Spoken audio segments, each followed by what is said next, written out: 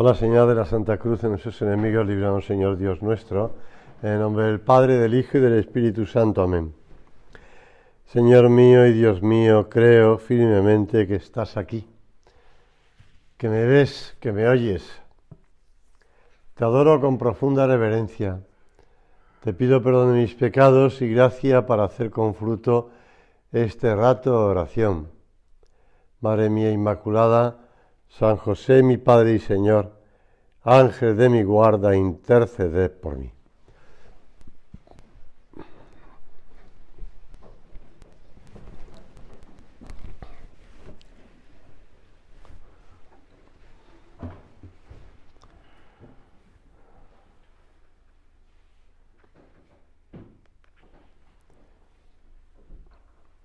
Nosotros hemos de gloriarnos, dice el misal romano, citando la carta de San Pablo a los Gálatas. Esas palabras que además, siguiendo una tradición que ya aprendí en Galicia, pues cuando el niño se confiesa por primera vez en el colegio, pues el papá le impone una cruz y cita estas palabras de San Pablo a los Gálatas. Hemos de gloriarnos en la cruz de nuestro Señor Jesucristo. En Él está nuestra salvación, vida y resurrección. Él nos ha salvado y libertado. La Iglesia hace suyas estas palabras de San Pablo en esa fiesta de la exaltación de la Santa Cruz, que no tiene nada que ver con la invención, es otra fiesta, son distintas, pero bueno, hoy podemos mirar con especial devoción esa cruz de madera, sin crucifijo, que está esperando que tú y yo carguemos con ella, porque el crucifijo que falta somos nosotros, como le gustaba repetir a San José María. Podemos mirar con especial cariño esa cruz, que aunque siglos atrás hablaban de muerte, hoy nos hablan de vida y libertad. Para los cristianos la cruz del Señor no es una tragedia, sino fuente de salvación. Estaba buscando, ya que alguien me hablaba de las anécdotas, estaba buscando una anécdota en un perfil de Facebook y no la encontraba. De hecho, le he escrito al que la hizo, al que la escribió, la redactó, mi buen amigo Ismael, que anda por no sé dónde anda, porque está todo el día de un lado para otro, por Kenia o puede estar, pues no sé, por Perú, donde sea. Pues, entonces estaba buscando una anécdota concreta que el rato hace tiempo que la había perdido, y encontré una fotografía suya, que no es suya, de Reuters, que la coloca, y además pone de quién es, de Reuters, que en Italia, durante el tema de la pandemia, un sacerdote le pidió a los feligreses que subieran las imágenes de la iglesia al tejado, para que todo el mundo la pudiera ver desde sus casas. Y hay una foto que en un pasillo salen dos hombres llevando, no la cruz, sino llevando al Cristo. Y el título es Ecce Homo. Pues sí, efectivamente, llevando al Cristo, como en la película de la Pasión de Mel Gibson, ¿no? Como el cirineo lleva la cruz y lleva a Cristo. Pues nosotros, y hablamos en la meditación anterior del amor hermoso, enamorados miramos con especial cariño la cruz. La cruz es el lugar donde Jesús ha venido a buscar con suma misericordia a la humanidad extraviada. Ahí el Hijo de Dios se hizo solidario, si quieres decirlo así, con todos los hombres, especialmente con todos aquellos que sufren, con los que aparentemente han perdido la esperanza. La cruz nos habla de esa relación particular que Cristo tiene con cada persona que se abre a su consuelo y a su perdón. ¿Recuerdas que durante el caminar del pueblo de Israel por el desierto, todavía era pueblo de Israel porque Jacob recibe ese nombre, Israel, por tanto es el pueblo de los descendientes de Jacob, por tanto es el pueblo de Israel, no es el pueblo de Judá ni de Palestina, es el pueblo de Israel. Bueno, pues el pueblo de Israel miraba a una serpiente de bronce que Moisés había colgado en un estandarte para conseguir la curación. aquellos que habían sido mordidos por aquellas serpientes miraban la cruz, bueno, miraban la serpiente en este caso, ¿no? Algo de esto todavía se conservaba en el templo de Jerusalén, en el Sancte Sanctorum, porque también había que recordarle no solamente el maná, sino también pues las veces que se habían apartado de Dios, de Yahvé Dios, en el camino hacia la tierra prometida. Jesús le explica a Nicodemo: lo mismo que Moisés elevó la serpiente en el desierto, así tiene que ser elevado el Hijo del Hombre para que todo el que cree en él tenga vida eterna. Ante el asombro de Nicodemo, que no termina de sorprenderse de las palabras que le está diciendo Jesús, de hacerse como niños para entrar en el reino de los cielos. Por eso nosotros miramos en la cruz y podemos recordar todo lo que Cristo ha hecho por mí. Ya que estamos en una anécdota, recuerdo una vez que estaba en un club de chicas. Allí te pasa de todo, es muy divertido, porque estaba yo oyendo unos pasitos cortos que se acercaban al oratorio y por tanto a donde yo estaba, que era el confesionario, en la sacristía al lado del oratorio.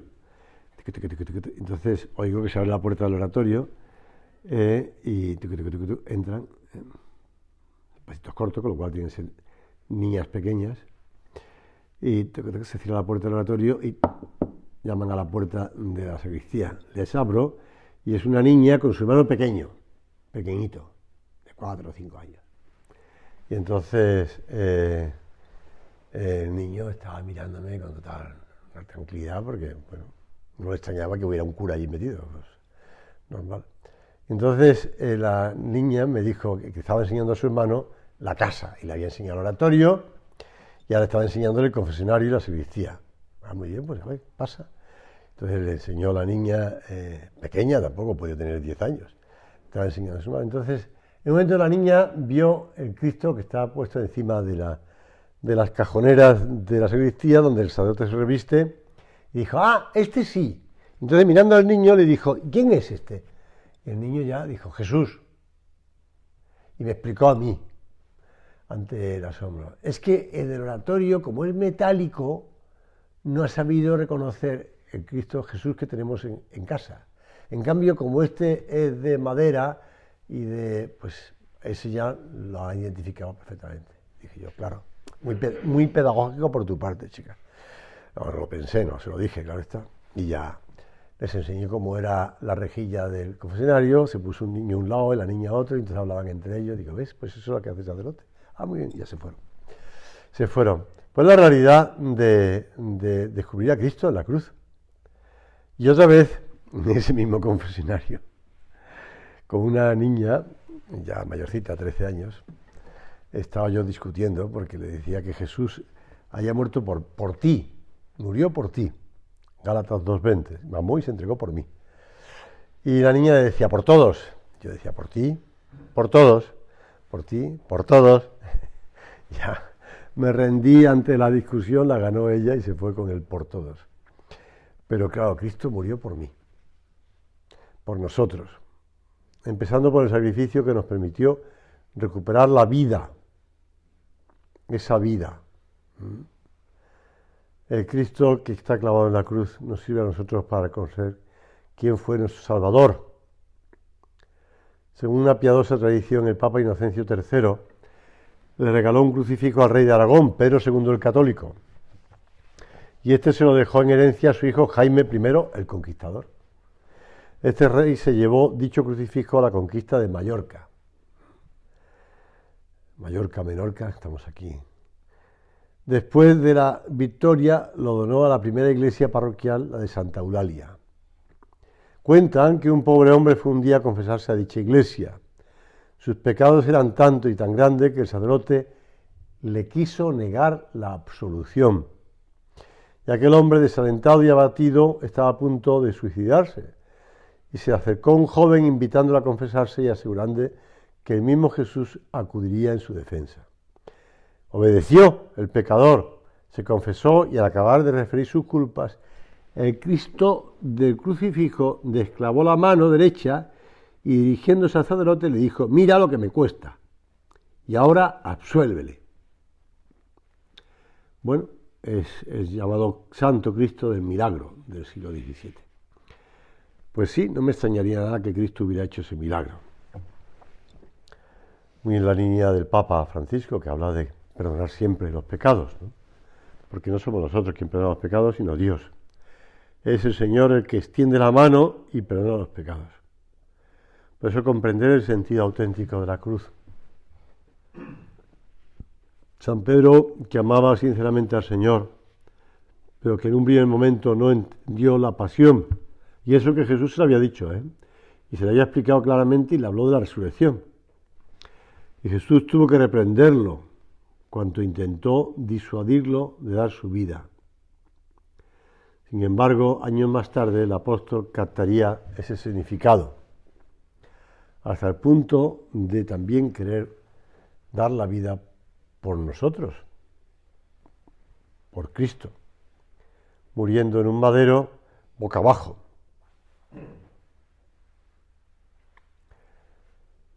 Señor, que sepamos nosotros captar el sentido de la cruz, el amor que se encierra en la cruz. Me amó y se entregó por mí. Dice San Pablo a los Gálatas: me amó y se entregó por mí. Conscientes de que, bueno, por todos, por nosotros, por todo, por mí, tenemos que aplicarnos siempre las cosas en primera persona, porque la relación con Dios es personal, no es comunitaria, es fruto de nuestro nacimiento. Nosotros hemos nacido, como explica Romano Guardini, pues un yo que es el de Dios, que nos dice al tú, que somos cada uno de nosotros, que vivamos, aunque efectivamente dentro de una relación también a nivel horizontal con nuestra familia, pero el yo, tú de Dios con nosotros.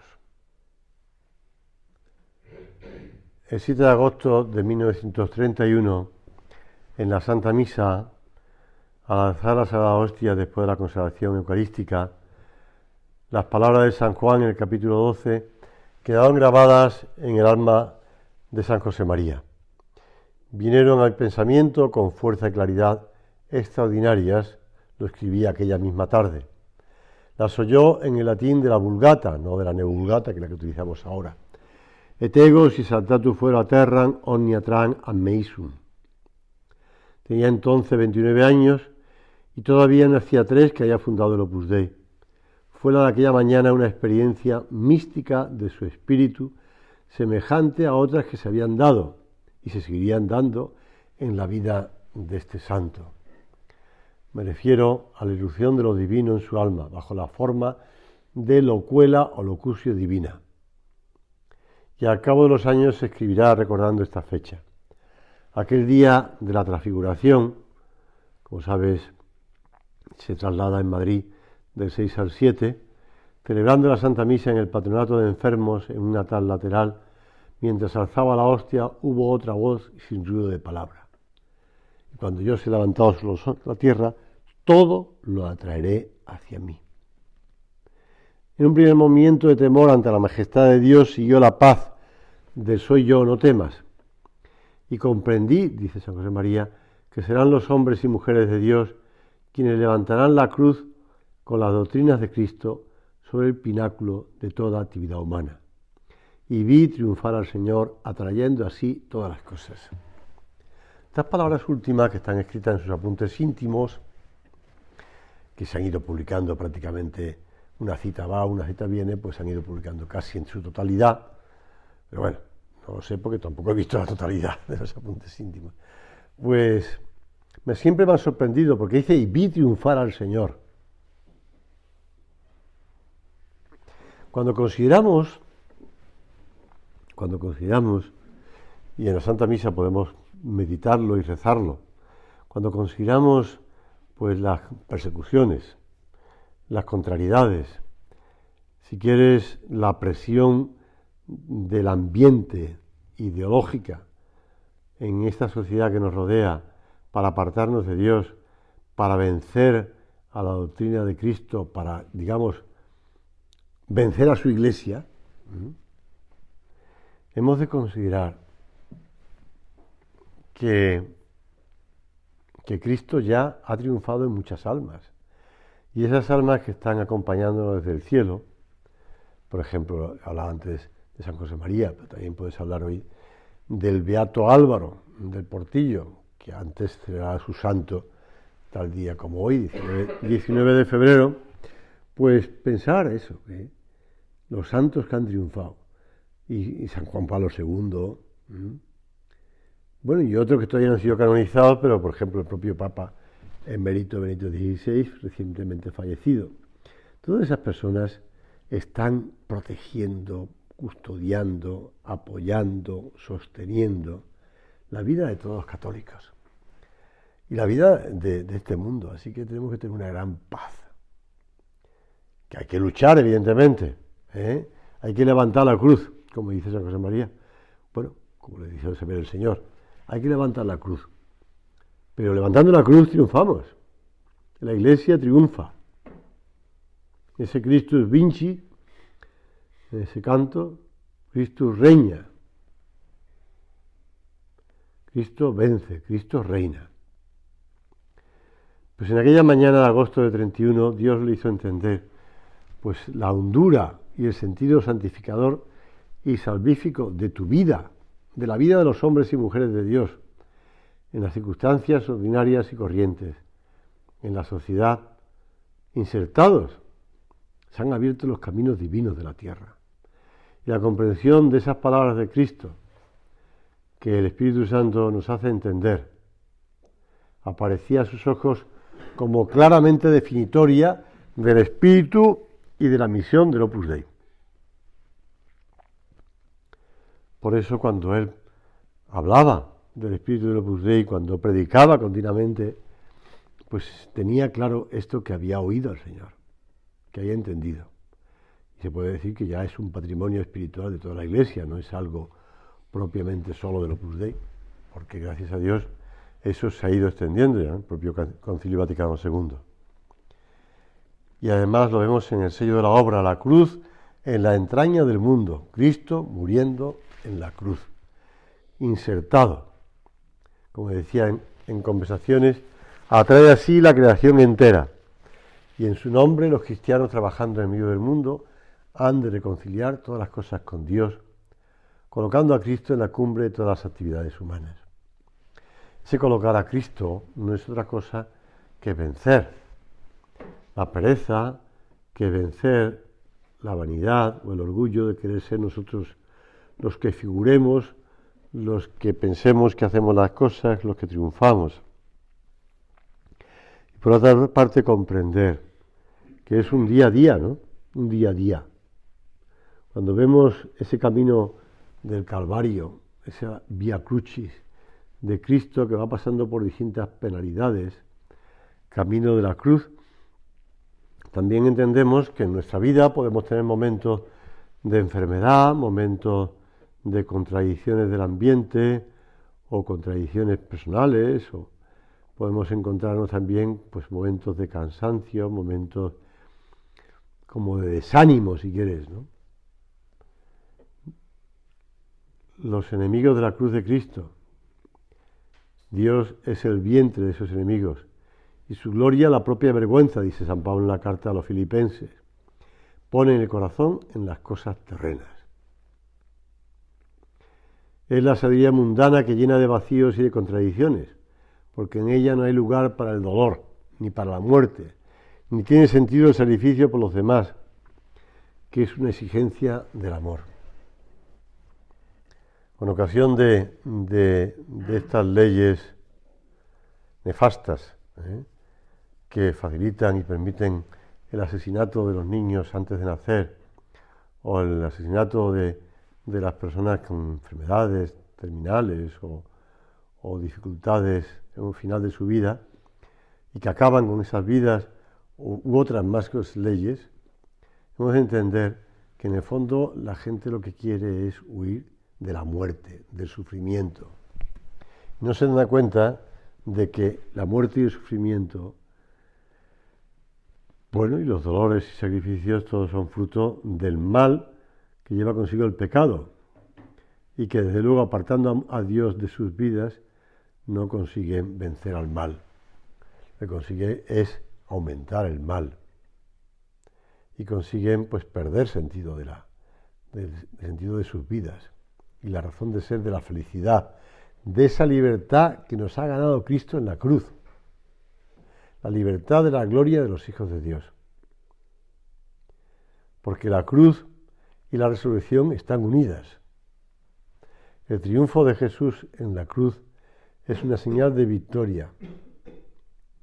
Esa cruz es tu cruz, dice Camino, la de cada día, la escondida, sin brillo y sin consuelo, que está esperando el crucifijo que le falta, y ese crucifijo has de ser tú. Esta anécdota, bueno, pues la encontré, yo creo que es en México, pero bueno, a lo mejor no. Es un poco, entre comillas, rebuscada. En una hacienda trabajaban 3 señores, pues digo lo de México. Daniel, quien se dedicaba a cuidar de los caballos, Ramón, quien cuidaba de las vacas, y Carlos, quien atendía a los cerdos. Daniel se quejaba y renegaba todo el tiempo por los duros trabajos que tenía que realizar y de la poca paga que recibía. Ramón se la pasaba maldiciendo y pateando a las vacas. Ninguno de los dos estaba contento con su trabajo. En cambio, la actitud de Carlos era todo lo contrario. Siempre llegaba saludando con una sonrisa y trataba a todos amablemente. De vez en cuando Carlos se desesperaba de su trabajo y cuando estaba a punto de quejarse, metía la mano en el bolsillo de su pantalón y sacaba un pequeño crucifijo de madera, el cual frotaba con sus dedos y así se tranquilizaba. Cierto día en que los 3 estaban comiendo juntos, salió el tema de la pequeña cruz y Daniel le dijo: yo sé que tienes un amuleto. Ramón, con una sonrisa burlesca, le preguntó: ¿y para qué llevas siempre esa pequeña cruz? Y entonces Carlos le contestó: esta pequeña cruz yo la hice con mis propias manos y representa la cruz que a mí me ha tocado. Cada vez que me desespero la saco, la miro y la acaricio. Me hace acordarme de 3 personas: Dimas, Gestas y Jesús. De Dimas porque va renegando cargando de su cruz. Gestas el ladrón porque va maldiciendo. Y por último ve a Jesús que se abraza a su cruz. Y entonces me hago esta pregunta: ¿cómo quiere Dios que la lleve yo? ¿Como diga Dimas, como Gestas o como Jesús? Ya digo que es una anécdota un poco retorcida para que salga todo bien, ¿no? Pero es la realidad, ¿verdad? Porque la gente quiere quitar a las cruces de todos los sitios. Les molesta la cruz de Jesús, pero no le molesta la cruz de Jesús porque les parece que es un adorno feo. Le molesta la cruz de Jesús porque no quieren verte a ti triunfando también con Cristo en la cruz. Porque el demonio no quiere que tú sigas el camino de Jesús. Es la realidad, es decir, no olvidemos que detrás de todas esas maldiciones, o detrás de todas esas, entre comillas, ideologías, ¿por qué a veces te encuentras con personas que ven un sacerdote y lo maldicen? Bueno, se me ha pasado a mí, no hace falta que ponga ejemplos de anécdotas que he leído en algún sitio, ¿no? ¿Por qué la gente te encuentra con un sacerdote y, bueno, una vez me he encontrado, y lo maldicen? No porque no le guste el color negro con que ha vestido, y tampoco porque no le guste el color blanco del cuello, ¿no? Del alzacuello, no. Ni simplemente porque no le guste que tú vayas por la calle andando y le molestas el paso por la acera, no. Simplemente porque no le gusta lo que tú le estás diciendo. Y lo que tú le estás diciendo le estás recordando el sentido de la vida y el sentido de la cruz y el sentido de la salvación, y eso es lo que le molesta. Por eso hemos de pedir al Señor por esas personas que, en vez de nosotros enfadarnos con ellos e intentar como golpearle, vamos a decirlo así, aunque alguna vez te puedan golpear, porque alguna vez te golpean, pues pedirle eso al Señor por ellos, ¿no? Como el Señor le decía al Padre en la cruz: Padre, perdónales porque no saben lo que hacen. Perdónales porque no saben lo que hacen. Decírselo al Señor. Comprender el sentido de la cruz. En el Vía Crucis vemos a Jesús que cae bajo el peso de la cruz. Y no debe extrañarte de que sobrevengan el cansancio o el tiempo de ir a contrapelo, sin ningún consuelo espiritual humano. Mira lo que me escribían hace tiempo, decía uno, y que recogí pensando en algunos que ingenuamente consideran que la gracia prescinde de la naturaleza. Padre, desde hace unos días estoy con una pereza y una apatía tremenda para cumplir el plan de vida, lo dice San José María, claro. Todo lo que hago a la fuerza y con mi poco espíritu. Ruegue por mí para que pase pronto esta crisis que me hace sufrir mucho pensando en que puede desviarme del camino. Me limité a contestar: ¿no sabías que el amor exige sacrificio? Lee despacio las palabras del Maestro: quien no toma su cruz cotidie, cada día, no es digno de mí. Y más adelante: no os dejaré huérfanos. El Señor permite esa aridez tuya, que tan dura se te hace, para que le ames más, para que confíes solo en Él, para que con la cruz corredimas, para que le encuentres. Es un punto, ¿sabes?, de surco. Señor, que sepamos descubrir de cada día, la cruz en cada día, en ese andar contigo, con alegría, como le gustaba repetir a San José María, con alegría ningún día sin cruz, con alegría de cada día. El Señor sigue atrayendo a una multitud de hombres y mujeres desde la cruz. Es fácil imaginar la pasión y la convicción con la que Jesús habría pronunciado estas palabras: y yo, cuando sea levantado de la tierra, atraeré a todos hacia mí. Para él la cruz es el momento del triunfo definitivo, el camino para conquistar los corazones que tanto quiere, que tanto ama.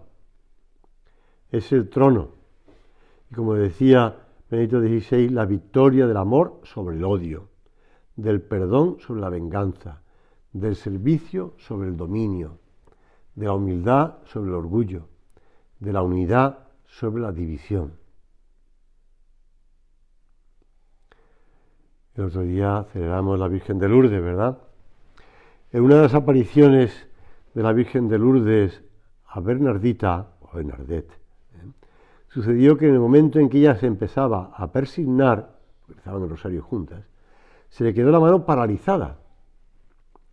Y entonces la Santísima Virgen hizo la señal de la cruz, persignándose muy despacio y con mucha devoción. Al terminar de persignarse, a Bernadette se le soltó la mano y ya pudo hacerlo. De este modo, la Santísima Virgen quiso dar a entender que debía persignarse cuidadosamente y con devoción. Nosotros, pues podemos también hacer la señal de la cruz con devoción. Y como dice San José María, invoca al corazón de Santa María con ánimo y decisión de unirte a su dolor en reparación por tus pecados y por los de los hombres de todos los tiempos. Y pídele para cada alma que ese dolor suyo aumente en nosotros la aversión al pecado. Que sepamos, continúa Surco, amar como expiación las contrariedades físicas o morales de cada jornada. Expiar por los pecados nuestros y de todos los hombres.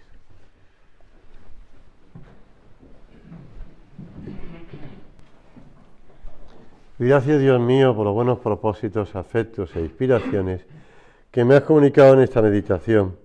Te pido ayuda para ponerlos por obra. Madre mía Inmaculada, San José mi Padre y Señor, Ángel de mi guarda, interceded por mí.